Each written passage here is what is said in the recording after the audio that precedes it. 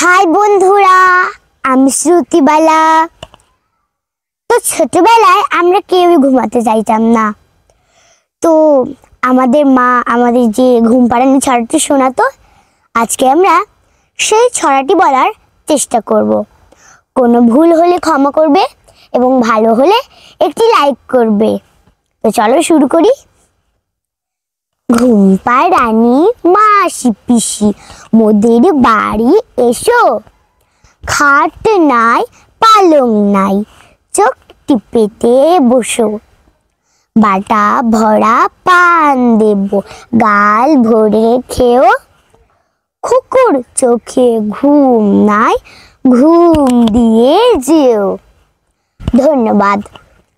তো বন্ধুরা, আজকের এই ছড়াটি তোমাদের কেমন লেগেছে অবশ্যই কমেন্ট বক্সে লিখে জানাবে। আর হ্যাঁ, চ্যানেলটিকে সাবস্ক্রাইব করতে ভুলবে না কিন্তু। Bye bye.